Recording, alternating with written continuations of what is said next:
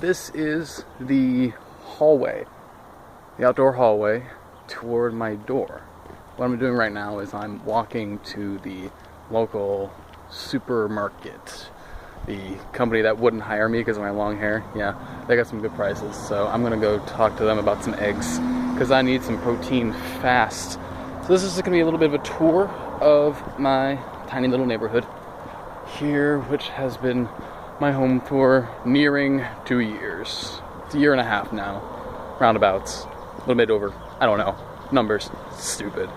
All right, so that's a car, and they're looking at me funny because I'm talking to my phone. You know, you'd think in the era of YouTube, people would be, normalized to people talking to themselves on cameras that are really, really tiny. But people still look at you like you're weird because you're talking to your device. But really, I'm talking to a person, just using the device to record my part of the conversation, save it for later, and then send it to you. But people still look at me like I'm weird, and I gotta cross the street, so I gotta wait for this car here. It's happening. And I can go now. Okay. Thank you very much for teaching me to look both ways whenever I'm crossing the street. It's been an invaluable skill these past 23 years. And we're gonna have to cross a little bit later. The lighting is terrible sometimes. It actually depends on the angle that I'm holding myself at. And there's well-lit areas, and you can see, my entire face. And then I get into darkness, and it's just like, and also sometimes I go down like that, and that's just unprofessional. I'll get better, my hand will get steadier. Speaking of steady hands, Teresa's a terrible photographer. She's taken all those photos of me in dresses, but she takes the longest time to get clear shots, and even when she's standing still, she gets blurry photos. I'm crossing the street again. All right, and I am safe. Yeah, I just don't understand why it takes her 5 or 10 tries to fucking get a not blurry photo. I love her to death, but learn how to fucking work a camera. Jesus. Yeah. Can't be that mad. I'm not mad at all, actually. It's just the very slightest bit perturbing. Vexing, maybe? I don't know. I think maybe even vexing might be too strong a word for that, You probably know.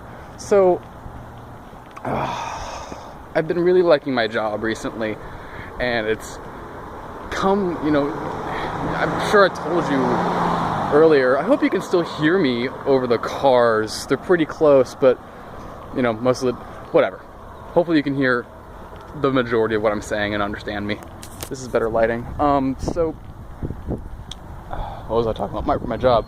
For the first couple months of my time as a associate of Dollar Tree, associate. I don't want to be associated with you, I just work for you. As a cashier, it kind of sucked because I was still getting my bearings. I couldn't find things in the store, and a very important part of my job is replacing items that have been, just tossed around the store. And, that just took me literally months to get a mental map of the store that was reliable enough to work on, actually get paid to work on.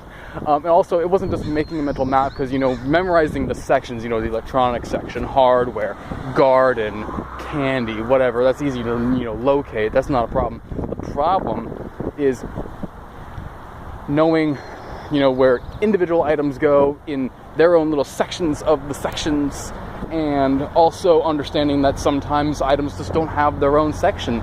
So you need to use your common sense and understanding of the world, which for somebody like me can sometimes be hard because my conceptions of the world are oftentimes not aligned with what perhaps this corporate interest might think is an accurate model of how they should divide their wares.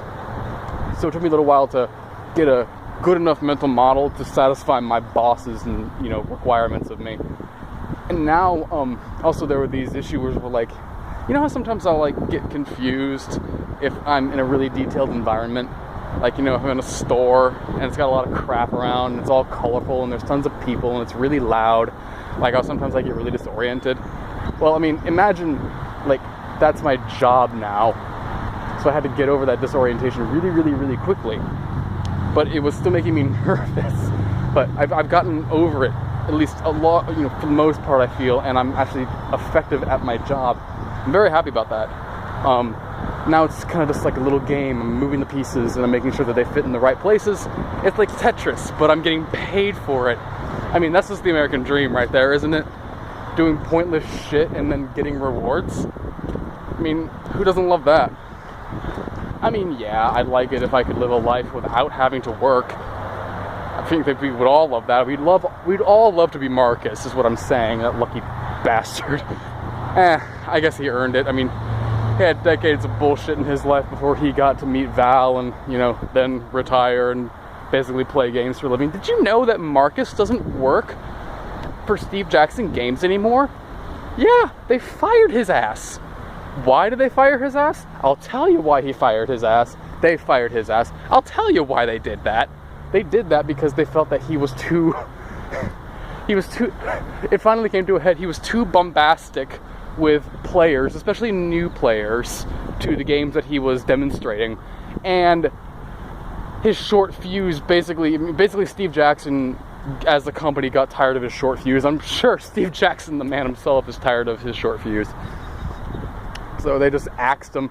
They gave him a few of their, you know, points to buy some products, and he bought me a game, which I was very thankful for. He's bought me a ton of games over the years. I'm very thankful for that. I don't play them enough. I just...